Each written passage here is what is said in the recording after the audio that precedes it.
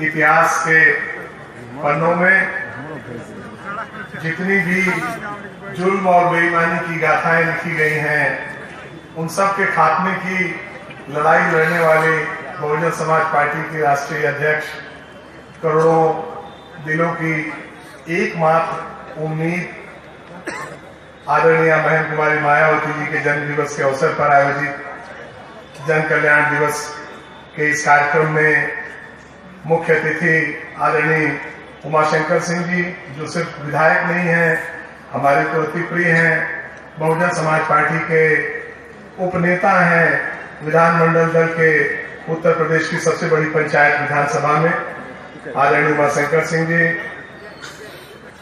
Samajwadi party के अध्यक्ष पूर्व विधायक भाई संग्राम सिंह यादव जी, मंच पर उपस्थित पूर्व विधायक आदरणीय दीनानाथ चौधरी जी,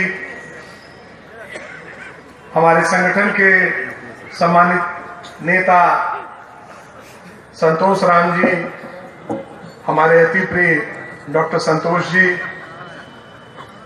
संचालन कर रहे हमारे दूसरे हाकिम हमारे सुरेंद्र मिसाज जी, जिलाध्यक्ष जी, मंच पर बैठे हुए सभी सम्मानित नेतागण, बुजुर्गों, दोस्तों, बहुत नेता हैं, इसलिए मैं सबसे सम्मिलित रूप से और जितने लोगों का नाम मुख्य अतिथि भाई उमाशंकर सिंह जी ने लिया है वो सभी लोग भाई अनिल भाई जी, हाँ लंबी लिस्ट है इसलिए मान लेंगे लोग मुझे। बुजुर्गों, दोस्तों, सभा का अध्यक्ष होने के नाते मेरा फर्ज तो इतना बनता है कि मैं अपने पूर्व वक्ताओं को, आप सबको धन्यवाद देकर के सभा का समापन करूं, लेकिन सभा अध्यक्ष होने के नाते मेरी एक दूसरी जिम्मेदारी भी है कि इस मंच पर जो बहुजन समाज पार्टी के जिलाध्यक्ष और उनके साथियों द्वारा ये मंच सजाया गया है, इस मंच पर जो हमारे आज की तारीख में अतिथि हैं उनका अभिनंदन भी करूं, उनका स्वागत करूं। भाई संग्राम सिंह यादव जी के साथ आए हुए समाजवादी पार्टी के सभी साथियों का बहुत हृदय से मैं अभिनंदन करता हूं, उनका आभार व्यक्त करता हूं। मेरी दूसरी जिम्मेदारी है कि जब मैं अपनी ओर से उन महापुरुषों के, उन डॉक्टर भीमराव अंबेडकर, माननीय कांशीराम साहब और तमाम संतों पुरुषों के चरणों में नमन करूं, तो आप सब लोगों की ओर से भी, इस पूरी सभा की ओर से उनके चरणों में नमन करता हूं। और मेरी तीसरी जिम्मेदारी यह है कि इस सभा अध्यक्ष होने के नाते आज आदरणीय बहन कुमारी मायावती जी के जन्मदिन पर जो बधाई संदेश ये पूरी सभा देना चाहती है, उसमें अध्यक्ष होने के नाते अपने को शामिल करके मैं ये जरूर कहना चाहता हूं। हमारे भाई संतोष राम जी कह रहे थे कि हमारी उम्र उनको लग जाए, लेकिन सचमुच इस बात की आवश्यकता है कि यहाँ के कड़कड़ का ये ऋषियों मुनियों की धरती है, ये वीर लोरिक की धरती है, ये बटवा चमार की धरती है, दसई दुसाद की धरती है। इस धरती का एक एक कण अपने पुण्य को बहन मायावती की लंबी जिंदगी और उनके दीर्घायु स्वस्थ होने की कामना करे, उनको बधाई दे। सभा का अध्यक्ष होने के नाते मैं आप सब लोगों की ओर से उनको जन्मदिन के अवसर पर ये बधाई देना चाहता हूं। साथियों, बातें सब आ गई हैं और मूल बात समझने की कहां है? मूल बात समझने की यह है, जन्मदिन हम हर साल मनाते हैं, पिछले साल भी मनाया था, उसके पिछले साल भी मनाया था, उसके पिछले साल भी मनाया था, लेकिन ये जन्मदिन खास है। जन्मदिन खास इसलिए है कि ऐसे मौके पर जन्मदिन हम आज मना रहे हैं जब हिंदुस्तान की तकदीर लिखने का समय बहुत नजदीक है आपके सामने।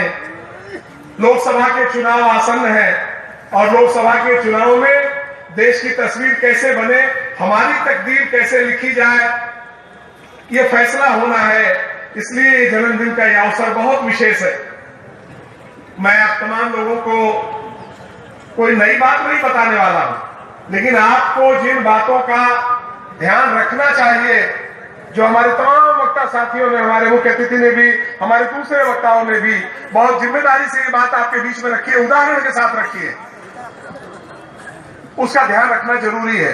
ठीक कहा भाई उमाशंकर सिंह जी ने कि 70 साल में अच्छा एक नया रोग पल गया, अजीब स्थिति है। 70 साल में पहली बार, 70 साल में पहली बार। ऐसा आश्चर्य होता है। उसमें वो उतना भी निकाल देते जब उनके शलाका पुरुष स्वर्गीय अटल बिहारी वाजपेयी जी का कार्यकाल छांट के कहते कि भाई इतना छोड़ के बाकी सब कंडम थे तो काम चल जाए, लेकिन उन्होंने अटल बिहारी वाजपेयी जी को भी बख्शने का काम नहीं किया। 70 साल में पहली बार, 70 साल में पहली बार ये हुआ कि जिसने उनको प्रधानमंत्री की कुर्सी पर पहुंचाने का रास्ता बनाया तो पहली बार उसी को मार्गदर्शक मंडल में डाल के कोने में डाल दिया, चुपचाप बैठ के कलपते रहो और तुम्हारा कोई काम नहीं है। 70 साल में पहली बार हुआ कि लाल किले की दीवार पर चढ़कर के एक प्रधानमंत्री झूठ बोलता है। एक प्रधानमंत्री 70 साल में पहली बार हुआ कि लाल किले की दीवार पर चढ़ के 15 अगस्त को झंडा फहराने के दिन झूठ बोलता है। वो बोलता है संत कबीर नगर में जाकर के कि ऐसी धरती है जहां कबीरदास जी, जहां गुरु गोरखनाथ जी, गुरु नानक देव जी, तीनों लोग बैठ के मंत्रणा करते थे। तीनों लोगों के जन्म में 400 साल का अंतर है।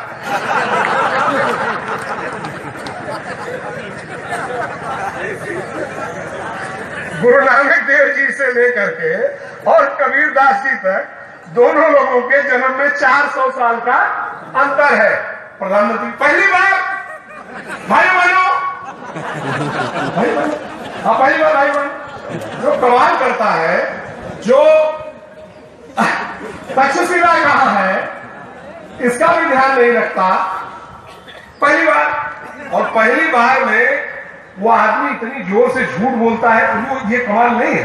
कमाल ये है, असल में एक मुझे अभी, मैं गया एक कवि सम्मेलन में, तो वहां एक कवि है छत्तीसगढ़ के, सुरेंदु भाई, तो वो कह रहे थे कि एक आदमी जा रहा था, उसका बच्चा तुतला रहा था, तो हमने उससे पूछा कि भाई ये तुतलाता है? तो बोला कि हरदम नहीं तुतलाता है, जब बोलता है तब तुतलाता है। इतना कॉन्फिडेंस है, इतना कॉन्फिडेंस है उसका, गजब का विश्वास। ओहो, इतना आत्मविश्वास नहीं देखा। 70 साल में झूठ बोलने वाले का इतना आत्मविश्वास हो कि इसका ये 70 साल में पहली बार हुआ है। क्या कह के गए थे आप जरा सोचिए। महत्वपूर्ण बात क्या है, ये अभी आपने आरक्षण का जिक्र किया, मैं अपनी बात रखूंगा इस पर आरक्षण पर, लेकिन उस आरक्षण से भी बड़ी बात ये पूछना चाहता हूं। भाई एक तस्वीर बनती है, बहुजन समाज पार्टी ने अपना घोषणा पत्र चुनाव में जारी नहीं किया। अपनी नीतियां हमारी स्थायी है और उन नीतियों के तहत अपने कार्यक्रम के माध्यम से जो अपनी योजनाएं चलाई, उन योजनाओं के माध्यम से अपनी पहचान बनाने का काम किया। अगर बच्चियों जो आज पैदा होने वाली बेटी है उसके नाम जमा करके राशि उसके बड़े होने तक अगर लाखों रुपए की राशि हो जाती है तो योजना बनाने का काम किया। अम्बेडकर गांव के कोई योजना चला करके उन तमाम बस्तियों का विकास करने का काम किया। मैं योजना इसलिए नहीं बताना चाहता कि मैं कोई आज इसके लिए नहीं आऊं, तरीका बताना चाहता हूं कि उनको बिना आपसे कोई वादा किए आपके कल्याण के लिए इन तमाम योजनाओं को चलाने का काम किया। एक तरीका यह है, और दूसरा तरीका यह है कि हम जो करना चाहते हैं उसको अपने घोषणा पत्र में शामिल करते हैं और इसी आधार पर आपका वोट मांगते हैं। भारतीय जनता पार्टी ने आपके 2014 में तो ये बात कहना चाहता हूं कि अपने घोषणा पत्र का एक भी वादा भारतीय जनता पार्टी सरकार ने पूरा नहीं किया है, एक भी पूरा नहीं किया। और पूरा क्यों नहीं हुआ? पूरा हो सकता था, मंशा पूरा करने की नहीं। पहले दिन ही पता था कि ये झूठ है। पहले दिन क्या झूठ था? देश का इतना बड़ा काला धन है, 100 दिन में हम उसको ले आएंगे। मित्रों ने बता दिया, मैं ज्यादा नहीं बोलूंगा, सिर्फ ये कहना चाहता हूं कि उनको जब 100 दिन बीतने लगा तो उनसे लोगों ने कहा भाई काला धन तो कहां पता लगा रहे हैं। अरे अभी तक तो पहले पता था, घोषणा करके आए, अब पता लगा रहे हैं। मतलब ये कि झूठ था, उनको नहीं पता था कि ये काला धन कहां है और कहां नहीं, और है भी कि नहीं है।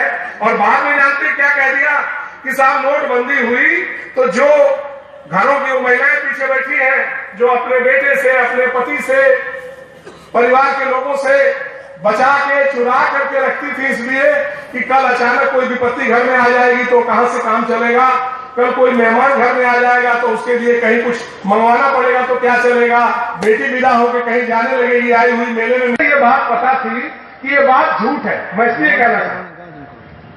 नोटबंदी आई, कहा भाइयों बहनों 50 दिन में अगर ये जिंदगी आपकी खुशहाल नहीं हो जाए, सब ठीक नहीं हो जाए, तो जिस चौराहे पर चाहो उस चौराहे पर मुझे सजा दे दो।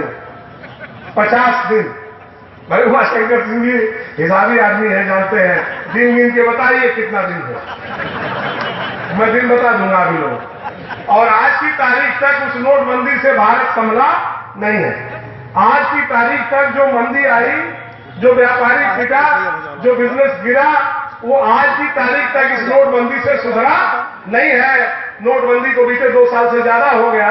2016 में अक्टूबर में जो नोटबंदी हुई वो 2017 बीता, 18 बीता, 19 आ गई और अभी तक नोटबंदी का जो स्वभाव से देश उभरा नहीं है।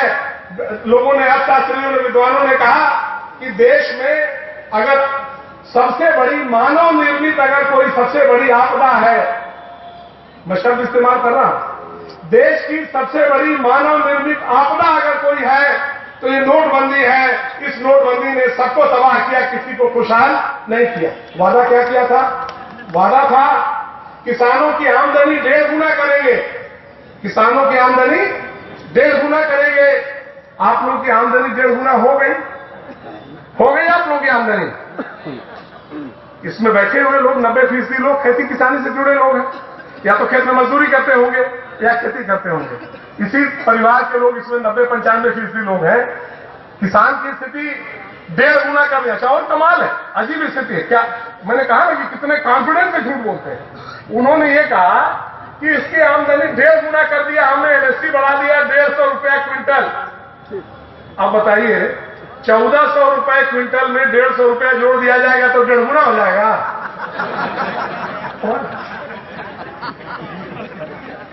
तो भाई उमा शंकर जी जो इतने भरोसे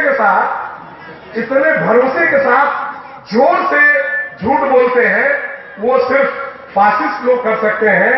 ये गोवेल्स की संतान है जो इस तरीके की बात करते हैं। अब उनका मामला गड़बड़ा गया। ये सही है कि मामला उनका गड़बड़ा गया।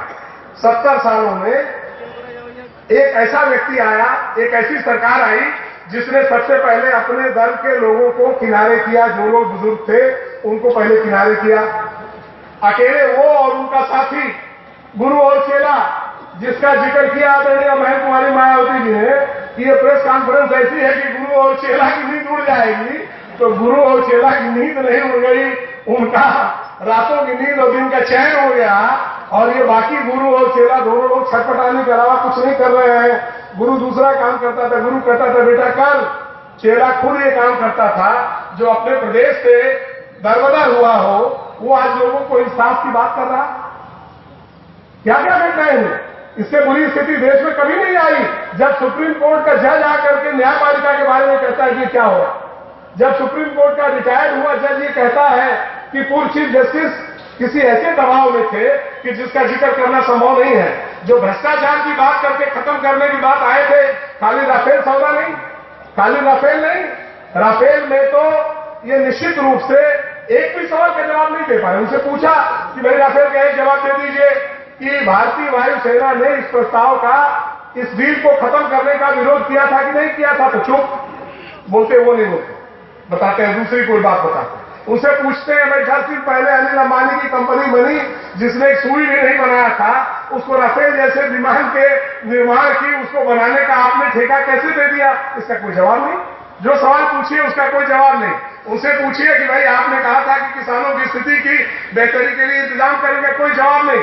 पूछा 2 करोड़ नौजवानों को आपने वादा किया था कि 2 करोड़ नौजवान बेरोजगारों को 1 साल में रोजगार देंगे, 5 साल में 10 करोड़ लोगों को रोजगार देने का काम करेंगे। 2 करोड़ के बदले 2 लाख लोगों को भी इस देश में नौकरी नहीं मिली। और मैं जिम्मेदारी से एक दूसरी बात कहना चाहता हूं कि जितनी नौकरियां थी उनमें छटनी हो गई, उनको कम कर दिया। सरकारी 6 लाख नौकरियां अकेले भारतीय रेल में स्क्रैप की गई। वायुवा शंकर जी, आदरणीय संग्राम सिंह जी, 6 लाख नौकरियां अकेले रेलवे संगठन में सरकारी नौकरियों को स्क्रैप करने का काम कर दिया। बाकी सारी नौकरियों के लिए इंतजाम कर दिया कि भाई अब ये संविदा पर रहेंगे सरकारी दफ्तर में, और बाकी का प्राइवेटाइजेशन होगा, ये निजीकरण में चला जाएगा। आरक्षण की बात तो हम कर रहे हैं, लेकिन नौकरियां ही नहीं, आरक्षण की बात तो बहुत बाद में होगी। लेकिन इन सारी चीजों को करने वाले लोगों ने कैसे कर लिया? कर इसलिए लिया कि आपने उनके हाथ में ये ताकत दे दी कि हम आपको अधिकार दे देते हैं, आप सरकार बना लो और सरकार आप चला लो। उन्होंने बना लिया, उन्होंने चला लिया, लेकिन चला करके अब दोबारा ये अधिकार आपके पास है। महत्वपूर्ण बात सिर्फ ये है, ध्यान रखना, आखिरी मौका है ये आखिरी मौका है। अगर इस बार चूके तो सरकार खराब आएगी, ये मैं नहीं कहना चाहता।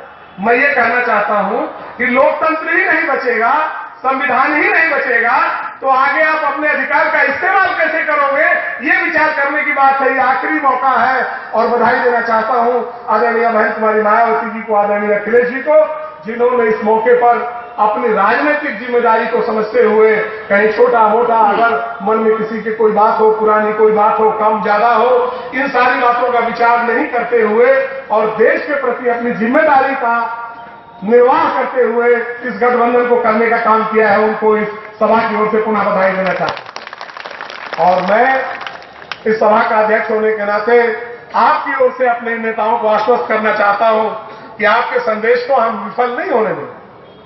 आपने जो संकल्प लिया है देश को बेहतर बनाने के लिए, लोकतंत्र की हिफाजत के लिए, संविधान की रक्षा के लिए, जिन चीजों के लिए आपने ये गठबंधन किया है, हम इसको निष्फल नहीं होने देंगे। हम पूरी तरह से पूरी ताकत लगा करके इसको कामयाब बनाएंगे। और देश में जो परिस्थितियां बनी है वो अपने आप इस बात की गवाह है। उनकी बेचैनी एक गवाह, उनकी बेचैनी एक गवाह, दूसरे तमाम लोगों की जो चर्चाएं हैं, जो समीक्षक हैं, जो आपके मन में विचार है, जो गांव चौपाल में जो चर्चा है, वो दूसरी तरफ है। और ये दोनों मिलकर के जो तस्वीर बनाती है वो ये बनाती है कि देश का अगला प्रधानमंत्री कौन, ये पूछने वाले लोग जो हैं उनको ये कह दिया कि कौन, ये बताएंगे बाद में। तुम नहीं, माफ करो बाबा, तुम जाओ, हमारा प्रधानमंत्री हमारे पास है। देश का अगला प्रधानमंत्री कौन? अखिलेश यादव ने इशारा किया। मैं बताना चाहता हूं देश की अगली प्रधानमंत्री बहन कुमारी मायावती जी, और कोई नहीं। सिंपल, कोई बहुत ज्यादा इसमें ज्यादा सोचने की जरूरत नहीं है। और उसकी परिस्थितियां राजनीति में कैसे बनेगी, उसकी समीक्षा का ये मंच नहीं है। कैसे हो जाएगा, क्या हो जाएगा, मुझसे कोई बात करेगा तो मैं उसको बता दूंगा कि कैसे हो जाएगा। लेकिन ये बताना चाहता हूं देश का प्रधानमंत्री कौन, ये पूछना बंद करो। सिंहासन खाली करो कि जनता आती है। चलो हटो, अब कौन बनेगा हम तय कर लेंगे। हमने तय कर लिया, समय आएगा बता देंगे। तुम नहीं हो, तुम उतरो वहां से, कौन आएगा ये तय करने का काम ये देश के इतने लोगों ने कर लिया है। 85% नहीं, देश की आम आबादी ने तय किया। 10% का जो आरक्षण है, ये मांग किसकी थी? आदरणीय बहन कुमारी मायावती जी की मांग थी। उनका ये कहना था कि ये सर्व समाज की पार्टी है तो हम उनके मुखालिफ नहीं है। लेकिन तुमने क्या किया? कमाल किया, उनको भी धोखा और इनको भी धोखा। वाह वाह वाह। भाई संग्राम सिंह जी कह रहे थे कि 5% लोगों को 40%, 5% को 40% नहीं, टोटल धोखा। तुमको भी धोखा और तुमको भी धोखा। उनको धोखा यूं दिया कि नहीं, उस रिजर्वेशन को लाने के लिए जो आधारभूत आवश्यकता थी वो आंकड़े ले आने चाहिए ताकि एक श्रेणी उनकी बन सके कि ये गरीब लोगों का कौन है। और गरीब लोग कौन है? 8 लाख रुपया सालाना वाले लोग गरीब कमा रहे थे। वाह, धन्य है मोदी जी। 8 लाख रुपया सालाना आमदनी वाले लोग गरीब हैं और 8 लाख सालाना आमदनी वाले लोग इस देश में 8 लाख तक के आमदनी और सालाना आमदनी वाले लोग खाली 2% है, 5% नहीं है। इनकम टैक्स का जो आंकड़ा है 3% लोग टैक्स देते हैं, 2% लोग खाली 8 लाख रुपया सालाना के ऊपर 8 लाख देने वाले। तो धोखा उनको भी है। अब कमाल यह है कि पिछली बार किसान के नाम पर धोखा, बेरोजगार के नाम पर धोखा, महिलाओं को धोखा, गरीबों को धोखा, इस बार जो बचे कुचे थे उनको भी धोखा। इसलिए जो धोखा है, अब मैं ये कहना चाहता हूं, आपकी पारी खत्म। जितना धोखा आपको देना था आपने दे लिया। अब आपका ये धोखा चलने वाला नहीं है। आपका सपना धोखा है। सपना मत देखिए, उतर करके आपको नीचे आना है, कोई दूसरा रास्ता बचने वाला नहीं है। बलिया की सरजमी से, क्रांतिकारियों की इस भूमि से आदरणीय बहन कुमारी मायावती जी को पुनः उनके जन्मदिन के अवसर पर बधाई और शुभकामना देते हुए, और मैं पुनः आप सबका और जितने लोग यहाँ आए, आप सबका मैं आभार व्यक्त करना चाहता हूं। लेकिन अपनी जिम्मेदारी का ध्यान रखना साथियों। मैं पुनः आपसे कहना चाहता हूं कि ध्यान रखना, एक एक साथी न सिर्फ नेता यहाँ, बल्कि आए हुए लोग, उनको अगुवा बन करके अपने मोहल्ले में, अपनी बस्ती में, अपने गांव में, अपने शहर के उस मोहल्ले में आगे आकर के जिम्मेदारी लेकर के ये बात संभालनी पड़ेगी कि जब देश इतिहास के इस मोड़ पर खड़ा है, जहां पहली बार एक दलित महिला देश के प्रधानमंत्री की कुर्सी पर बैठने की स्थिति में राजनीति की परिस्थितियों के हिसाब से और अपने देश की जनता की भावनाओं के हिसाब से ये परिस्थिति जहां आई है, उसको विफल मत होने देना, उसको मुस्तैदी से संभाल करके रखना और अपनी भूमिका देखना। कहीं किसी से दबने की जरूरत है नहीं। अत्याचार तो है, उत्पीड़न तो है भाई उमाशंकर सिंह जी, उत्पीड़न तो ऐसा है जिसकी कोई सीमा नहीं, और राज का भरम ऐसा है, कमाल है। लोग ऐसी ऐसी बात करते हैं भाई, वो हमारे यहाँ कहावत कही जाती है ना कि भाई वो सावन में सियार जन्मल, भादों में बाढ़ गए, कॉलेज कह रहे वैसे बाढ़िया में देखे। इस नशे में रहने की जरूरत नहीं है। ये नशे में रहने से, भारतीय जनता पार्टी के लोगों, इस नशे से बाहर आ जाओ। नशा तो तुम्हारा उतारने के लिए लोगों का मिजाज बहुत काफी है, ये उतर जाएगा, उसमें कोई बात नहीं है। समय से उतर जाए तो ज्यादा अच्छा है। धोखे में न रहो, और आपकी कोई चाल, कोई प्रपंच किसी भी तरीके से कामयाब होने वाला नहीं है। मैं जरूर आपसे, इनकी स्थिति क्या है, सारी बातें अपने से कहते हैं, जानते हैं क्या करें। कमाल है, एक दल का, सत्ताधारी दल का राष्ट्रीय अध्यक्ष लोकतंत्र है, कहता 50 साल राज करेंगे। अरे 50 साल राज करेंगे, राज करने के लिए वहां गए हैं। लोकतंत्र में तुमको हमने 5 साल का अधिकार दिया, फिर जांचने का अधिकार दिया, जांचने का अधिकार आपके पास, 50 साल राज करेंगे वो। अहंकार की भाषा क्यों है? अहंकार की भाषा क्यों है? अहंकार की भाषा इसलिए है कि अपने संगठन में उन लोगों ने लोगों को कुचलने का काम किया, इतना झूठ बोला और लोगों का विरोध नहीं हुआ। लेकिन शुरू हुआ विरोध, प्रधानमंत्री के मंचों पर विरोध हुआ।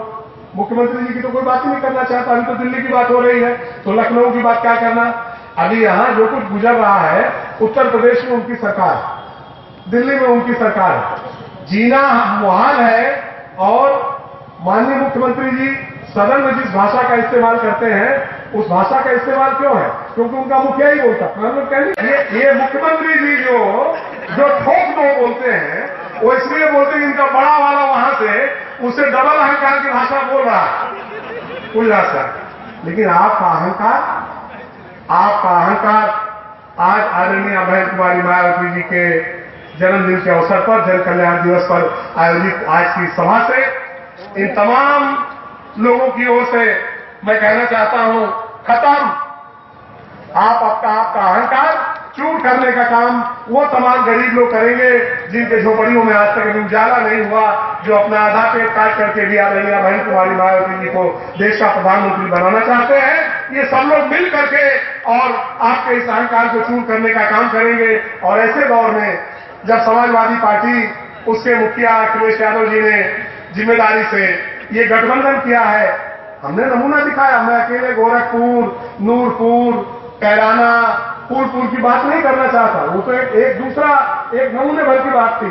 पूरे देश में आज की तारीख में ये मिजाज है, जहां बहुजन समाज पार्टी बहुत ताकतवर नहीं है, जहां समाजवादी पार्टी की कोई शाखा, कोई यूनिट मजबूत नहीं है, वहां भी लोगों ने तय कर लिया कि कोई भी आएगा लेकिन तुम उतरो पहले, तुमको नहीं रहने देंगे। इस माहौल को आगे तक यहां भी आप लोग ले जाने का काम करेंगे। ये विनती आप लोगों से करना चाहता हूं और नौजवानों से कहना चाहता हूं कि जीना है अगर तो मीरे कारवां बनकर जियो। जीना है अगर तो मीरे कारवां बनकर जियो। इस जमीने पस्तियां में आसमां बनकर जियो। दोस्तों के बीच गुजरो फूल महकाते हुए और दुश्मनों पे कहर और अंगार बरसाते जियो। दुश्मनों पे कहर और अंगार बरसाते जियो। बहुत बहुत धन्यवाद आपका। अपनी बात खत्म करूं इसके पहले कुछ साथियों का स्वागत करना चाहता हूं। माननीय भानु तिवारी जी, प्रधानाचार्य संदवापुर के, धनंजय खरवार जी पूर्व से, अजीत राम जी, लालजी यादव जी, अनिल यादव जी, भिखारी कनौजिया जी, मोहम्मद साबिर, अर्जुन कनौजिया जी, छांगू सिंह जी, गोलू सिंह जी, ऋषि तिवारी जी, रंजन तिवारी, अशोक कुमार तिवारी और अन्य सैकड़ों लोग भाजपा छोड़कर बहुजन समाज पार्टी में शामिल हो रहे हैं। इनका आप सब लोगों की ओर से स्वागत ताली बजा करके कीजिए। और ये इस बात की तारीफ है कि अखिलेश जी ने कहा कि जैसे 12 तारीख को गठबंधन हुआ वैसे ही भगदड़ मच गई भारतीय जनता पार्टी की ओर। और जिसको आप कहते थे हमारा बूथ कितना मजबूत, तो वो लोग कहने लगे हमारा बूथ हुआ चकनाचूर। और भारतीय जनता पार्टी इस अच्छा किया, समय पर आप आए, बढ़िया समय पर आए, स्वागत है, अभिनंदन है। पुनः आप सबका बहुत बहुत बहुत धन्यवाद। जय हिंद, जय भारत, जय समाज।